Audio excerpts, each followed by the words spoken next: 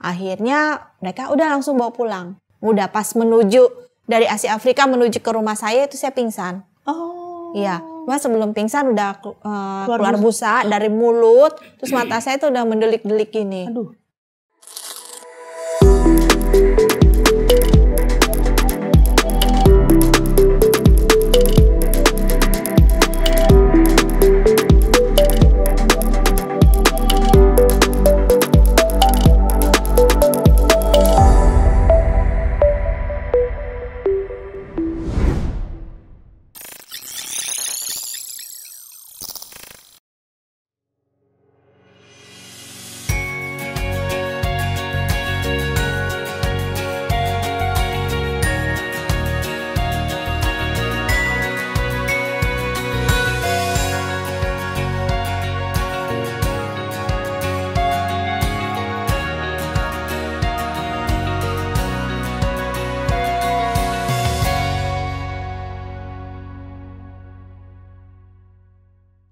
Terus bagaimana sampai Relon bisa berbalik kepada Tuhan?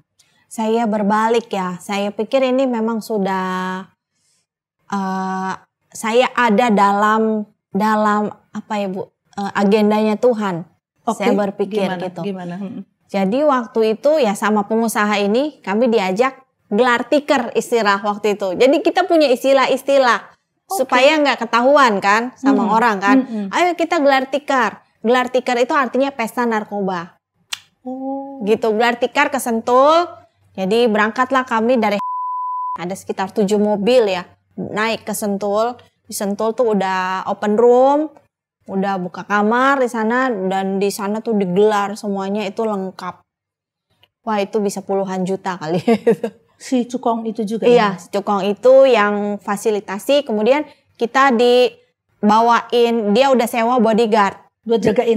Buat jagain, ya. Oke. Dia sampai sewa gitu. Wah, abis itu ya di sana kita pesta ya, dengerin musik jedang jedung, hahihi. Udah neken sabu-sabu, neken Inex, ekstasi waktu itu. Kemudian udah 5 hari di Sentul.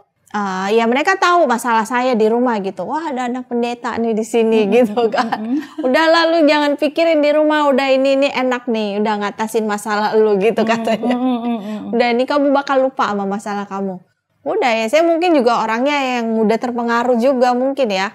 Iya, jadi udah saya pusing dengan mama yang lagi sakit, cuci darah. Terus papa yang temperamen. Iya, udah gitu sibuk lagi, nggak punya waktu buat saya. Jadi ya udah, saya pikir saya benar-benar waktu itu yang merasa kayaknya hidup saya ini nggak punya tujuan gitu. Udah lah, saya bukan orang yang berguna gitu. Jadi udah saya pakai aja. Sekalian aja udah gitu ya. Iya, sekalian aja hancur-hancur gitu. Oke. Iya. Nah saya telan Inex itu. Setahu saya udah berapa ya 5-6 butir gitu ya. Kalau itu udah berat itu? Biasa 5-6 butir tuh berat ya? Oh berat sekali gitu. Emang udah ya harusnya sih udah ini ya udah menyusul udah. Begitu ya? Udah dipanggil Tuhan harusnya. Oh iya. Oke. Terus ditambah lagi yang lain kan ada syabu-syabu juga gitu kan. Nah terus habis itu udah 5 hari kita mau pulang ceritanya. Pulang ke Jakarta, kita turun. Nah waktu di jalan itu saya udah ingetin semua teman-teman udah dibuang semua barang. Istilah kita barang tuh bong untuk ngisep. Kemudian aluminium udah dibuang semuanya. Udah tenang katanya. Udah pas masuk ke Jakarta di daerah selatan tuh ya Asia Afrika gitu. Ternyata ada razia.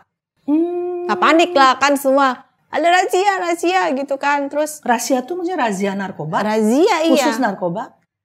Atau gimana? Waktu itu sih cukup sering ya. Oh karena daerah situ banyak ya. Iya. Banyak kegiatan orang-orang bernarkoba. Jadi razia itu saat itu kebetulan. Oke, iya. Terus waktu itu sih terkenal sekali ya Mahakam Asia Afrika itu.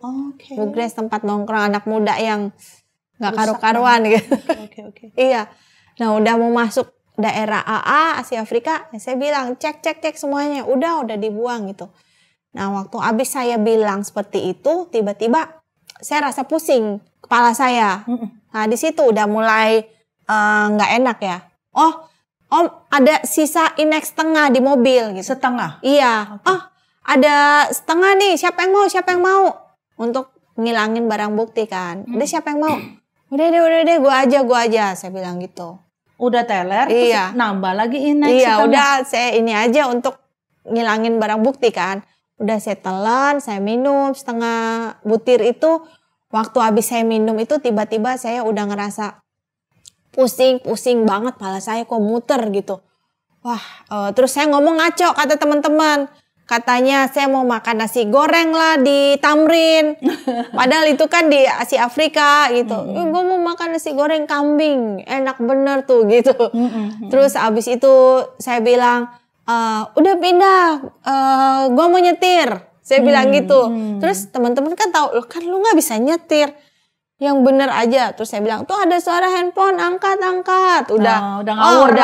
Udah ngaco nih. Waduh, Relon ini nih. Overdosis. Ode nih. Udah mereka coba ini cari pertolongan kan, mau cari susu atau air kelapa gitu kan. Cuma udah malam kan, udah malam sekali jam 11 atau 12 gitu. Akhirnya mereka udah langsung bawa pulang. Udah pas menuju dari Asia Afrika menuju ke rumah saya itu saya pingsan. Oh. Iya, cuma sebelum pingsan udah keluar busa dari mulut, terus mata saya tuh udah mendelik-delik gini. Aduh. Tapi nggak dibawa ke rumah sakit aja sama teman-teman?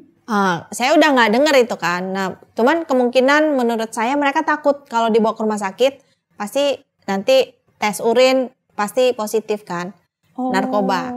Mungkin sayanya udah nggak ada, merekanya yang ditangkap. Aduh. Itu pemikiran mereka mungkin ya. Terus ya kalau bawa di rumah kan urusan keluarganya, mereka bebas kan, gitu. Wow. Itu yang disebut sahabat tuh kayak gitu ternyata. Oke. Nah, jadi baru tahu di sini kan. Habis itu mereka bawa ke rumah. Terus setelah di rumah kakak saya terima saya itu udah dalam keadaan pingsan, udah nggak karu-karuan gitu kan. Bajunya udah kemana-mana gitu, udah pingsan, udah saya ditaruh di kamar gitu. Nggak dibawa ke rumah sakit juga sama kakak? Karena kakak nggak tahu ya. Dia pikir sakit apa biasa gitu, ya? kecapean, masuk angin gitu. Tapi cuma feeling aja gitu. Habis itu udah teman-teman saya pulang dan sejak itu sampai sekarang saya nggak pernah ketemu mereka lagi. Oh itu titik balik ya Relon? Berhenti sama sekali? Iya, jadi di malam itulah proses di mana saya ketemu dengan Tuhan Yesus justru. Di saat saya overdosis itu. Setengah sadar, setengah malah mungkin benar-benar udah mau meninggal waktu itu ya Relon ya? Atau gimana? Saya pikir ya harusnya udah nggak ada harusnya. Dengan kondisi ya, saya sempat koma 3 jam ya, pingsan 3 jam di kamar. Situ bertemu Tuhan. Ketika saya sadar itu jam 3 pagi. Oke. Jam 3 pagi, kakak saya nggak ada, teman-teman udah pulang. Nah di situ saya merasa pusing-pusing sedikit, terus saya bertanya kemana teman-teman saya ya. Kok saat saya butuh pertolongan semuanya pada kabur. Oh ternyata kita itu cuma teman dalam seneng-seneng. Ketika happy-happy mereka ada gitu. Ketika saya benar-benar di titik antara hidup dan mati semuanya hilang. Gitu. Di situ saya menyadari bahwa saya pikir teman itu kebanggaan saya gitu. Saya punya banyak teman gitu kan. Saya melawan papa saya kan dengan itu. Ada teman-teman yang mengasihi saya.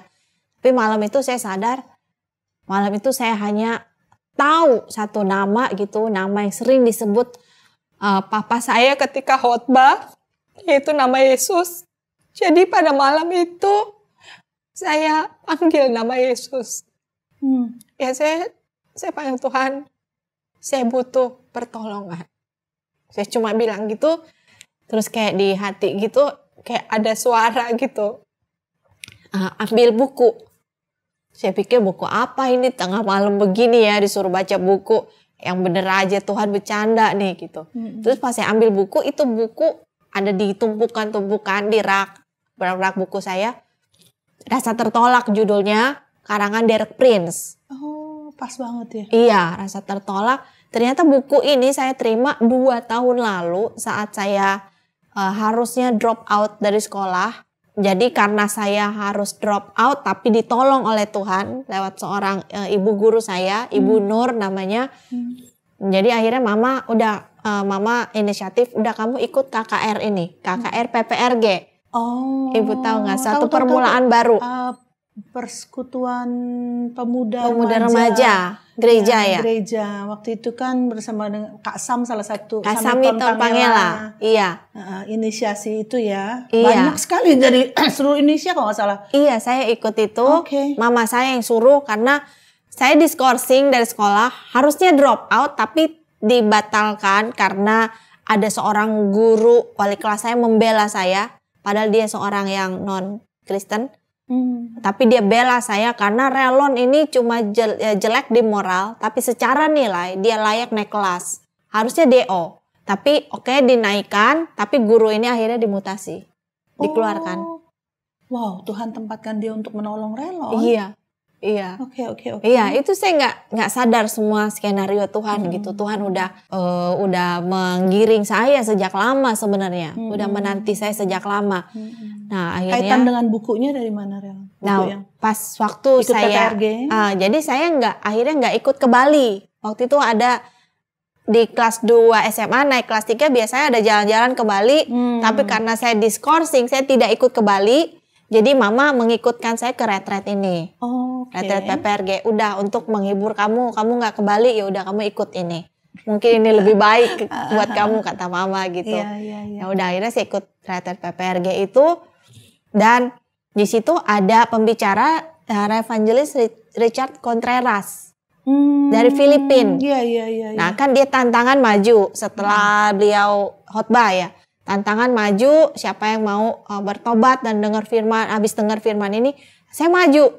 Dan kemudian ada penterjemahnya Richard Contreras ini, dia suruh dekati anak muda itu. Gitu, her, gitu dia bilang, dia, saya. Terus habis itu si penterjemahnya bilang, kamu saat ini bingung terpuruk dengan situasi di lingkunganmu. Diterjemahkan penterjemah ini, kamu terintimidasi dengan keadaan ini, kamu merasa hidupmu hancur, tapi dengarkan saat ini Tuhan mau pakai kamu. Gitu, itu yang disampaikan kepada saya gitu. Tuhan mau pakai kamu. Oke, udah. Nah, saya duduk, saya nangis-nangis waktu itu saya duduk. Nah, kemudian habis itu sesinya Pak Kak Samiton. Kak Samiton Pangela. Nah, beliau juga salah satu yang memberikan kontribusi dalam pertobatan saya. Nah, beliau khotbah, dia bilang banyak anak pendeta yang mengalami ketertolakan, gitu, mengalami kejatuhan. Saya tahu hal tersebut. Nah, di akhir khotbah dia bilang, barang siapa ada di antara kalian saat ini, anak pendeta, hidupmu hancur, tapi saat ini kau mau datang kepada Tuhan, mari maju, dia bilang. Nah, pas maju, kami dikasih buku ini sama Kak Samiton. Ini buku untuk Anda, anak-anak pendeta. Nah, buku itulah yang saya baca 2 tahun kemudian. Bayangkan. Jadi setelah ikut PPRG pun pulang, relon masih terus aja hidup dalam dosa yang sama? Masih. 2 tahun berarti ya? Iya, karena belum pindah komunitas kan. Oke. Masih di sekolah yang sama. Iya, oke. Gitu. Akhirnya malam itu saya baca buku itu, rasa tertolak. Oh, ciri-cirinya dia bisa ketawa keras-keras, dia bisa berusaha menyenangkan orang padahal hatinya sepi, hatinya sedih. Wah, ini saya. Habis baca buku itu, saya berdoa Tuhan, kalau misalnya Tuhan masih mau menerima hidup saya, Tuhan kasih saya petunjuk. Tolong sembuhkan saya dari akibat narkoba. Saya cuma doa singkat, habis itu saya tidur. Nah, pas masih tidur itu, nah itu saya dengar suara audible. Dan sampai saat ini saya nggak pernah lagi ngalamin peristiwa seperti itu. Audible di kamar saya, anakku, sampai berapa lama aku harus menunggumu. Gitu, saya dengar itu jelas sekali, tapi ya namanya masih anak-anak ya, saya nggak ngerti ya itu suara apa ya. Saya ketakutan dengar suara itu, anakku. Kebetulan mama saya akhirnya meninggal karena cuci darah. Ini sebelum ketemu Tuhan Yesus atau pas? Sebelum Oh, sebelum saya bertobat. Sebelum bertobat dong. Iya. Oh, oke. Mama udah meninggal. Nah, jadi saya takut. Saya pikir, anakku. Suara siapa ini? Suara mama atau siapa ya? Akhirnya saya bangun. Saya terbangun. Saya ke kakak ipar. Dekat dari rumah papa kan. Saya ketok-ketok. Terus saya tanya. Tapi mata saya udah bengkak gitu. Saya tanya, Kak Roni. Saya bilang gitu. Kak Roni, dulu Rasul Paulus itu bisa dengar suara Tuhan tuh gimana? Saya tanya gitu. Oh, dia dengar suara Tuhan secara langsung, audible. Dia bilang, Paulus, mengapa engkau menganiaya aku? Terus saya diam gitu kan. Kakak ipar saya langsung tembak saya. Nah, Relon, kamu habis ketemu Tuhan Yesus ya? Loh, kok kakak tahu? Saya bilang gitu. Ya, matamu bengkak. Mungkin kamu habis nangis berjumpa dengan Tuhan. Benar nggak?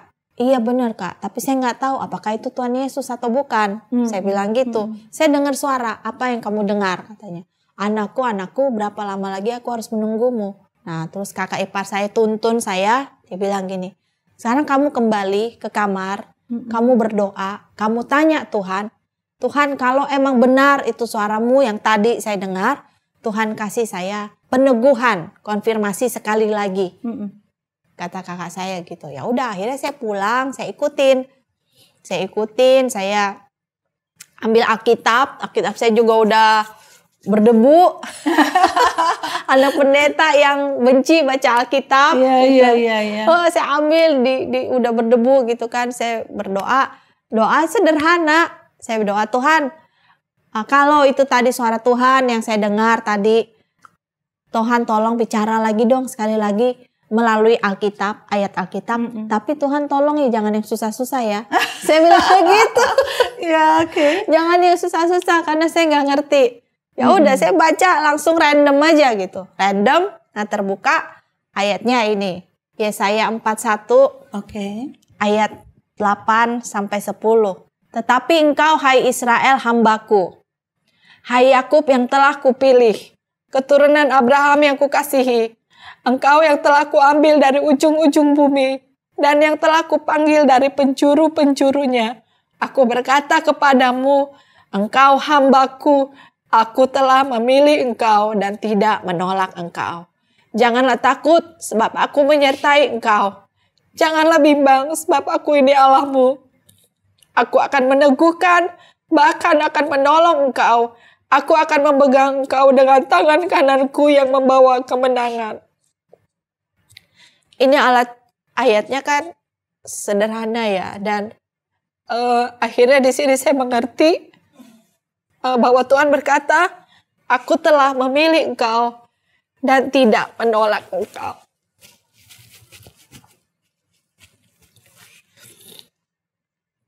Ya, saya merasa itu suara Tuhan buat saya. Jadi saya berdoa saat itu, Tuhan, hidup saya udah hancur. Namun kalau Tuhan memilih saya, kalau Tuhan tidak menolak saya, walaupun saya merasa orang tua saya, kakak saya menolak saya, tapi Tuhan menerima saya. Saya bilang waktu itu cukup buat saya. Saya bilang, Tuhan, saat itu saya menyerahkan diri. Saya serahkan di hidup saya yang hancur ini, masa depan saya hancur, kuliah saya hancur.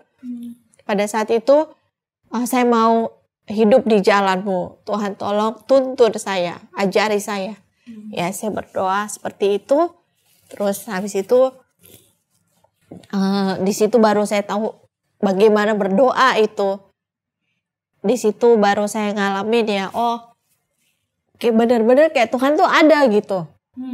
Yang selama ini saya benci dengan apa yang papa saya ajarkan tentang Tuhan Yesus. Saya benci. Kenapa? Karena katanya Tuhan penuh kasih. Katanya Tuhan Yesus itu baik, mau menerima kita, orang berdosa. Tapi kok yang saya alami, kok papa memukul saya. Kok papa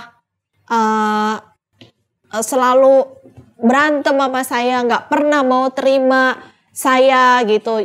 Tapi pada saat itu, saya baru merasakan sendiri bahwa Tuhan Yesus itu benar ada dan Dia tidak melihat masa lalu saya yang hancur ya. Jadi saat itu udah saya bangun dengan penuh kelegaan ya, Bu Grace. Dan saat itu kondisi fisik saya pada saat saya berdoa itu tiba-tiba kok mata saya udah cerah lagi gitu ya. Kok tadinya pusing-pusing di kepala saya berat gitu. Kok enakan gitu, kok ringan sekarang. Ya di situ saya tambah kuat gitu. Oh, ya udah ini Tuhan, saya bilang ini Tuhan. Kan selama ini saya mencari kan. Saya mencari di mana Tuhan itu, di mana Yesus, siapa Yesus? Ya ini Tuhan, ternyata dengan berangsur-angsur pulihnya kesehatan saya. Udah akhirnya saya begitu pagi tiba, papa saya pulang dari penginjilan di Lampung. Saya langsung bilang, "Pah, saya mau ketemu dengan seluruh keluarga. Tolong kumpul keluarga, ada hal penting yang Elon mau sampaikan." Saya bilang gitu. Akhirnya papa dengan cepat kumpul semua, kakak di Bandung datang, kakak ipar datang, semua lengkap, 4 bersaudara, sama papa saya juga akhirnya menikah lagi setelah mama kandung meninggal. Papa saya menikah lagi, dan kemudian kami kumpul keluarga lengkap. Pas kumpul keluarga di situ saya bilang, kakak-kakak, papa, mami, saya bilang, semalam saya udah ketemu Tuhan Yesus. Oke. Iya, Kagetlah mereka ya. Iya, saya bilang nama yang selama ini saya hanya dengar dari khotbah papa, tapi tadi malam saya udah ngalamin Tuhan. Saya udah ngalamin perjumpaan dengan Tuhan. Saya bilang ya, jadi saya buka di situ keterlibatan saya di narkoba. Saya bilang, "Pak, Elon minta maaf. Selama 7 tahun ini kurang lebih saya sebenarnya kecanduan narkoba. Nah, saya udah terjerat, tapi saya minta support dari kakak-kakak dan keluarga, tolong bantu saya mau lepas." Saya bilang seperti itu. Terus semua nangis ya kakak. Oh ya, ternyata kakak saya ini barusan menyelesaikan doa puasa 40 hari dengan seluruh jemaat. Oh, berdoa untuk saya. Oh, khusus untuk Relon? Iya. Mereka memang sudah menginisiasi sebelumnya? Iya, sebelumnya. Oh, prayer changes things ya? Iya, doa betul-betul mengubah ya? Iya. Doa orang benar jika dengan yakin didoakan, betul. Besar kuasanya. 40 hari 40 hari lagi. Iya. Oke. Bergantian semua non-stop, ada jadwalnya. Dan setelah 40 hari selesai, ya disitulah pertobatan saya. Wow. Di situ. Luar biasa. Sobat Crosstalk, kita bisa melihat bahwa tiada yang mustahil bagi seseorang, sekalipun seberapa terpuruknya dia, sekalipun betapa besar dosanya, dia pikir tidak akan bisa lagi lah, sudah habislah hidupnya ancur-ancuran, udah sekalian ancur seperti Relon. Tapi pada saat itu juga Tuhan Yesus menghampiri Relon. Karena Tuhan Yesus yang lebih rindu anaknya boleh bertobat dan hidup dalam kebenaran. Lebih daripada anak tersebut dalam menjalani hidup ini, Tuhan lebih mau kita bertobat karena Tuhan tahu kalau kamu bertobat kamu hidupnya akan bahagia. Betul ya Relon ya? Iya, hidup betul. yang lama sekarang banding sama sekarang bagaimana menurut Relon? Wah, jauh Bu Grace. Jauh ya? Jauh. Dulu stres, depresi gitu. Sedih terus bawaannya. Ya sekarang Tuhan banyak berikan sesuatu pintu-pintu yang dibukakan gitu, dan rasanya damai sejahtera itu ada di hati. Iya.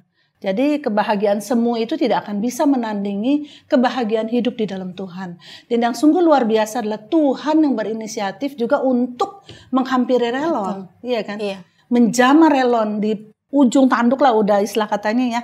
Hancur banget gitu kan. Iya. Dan ternyata Sobat Crosstalk, doa dari orang-orang yang mengasihi kita, sekitar kita itu betul-betul luar biasa dan didengar Tuhan.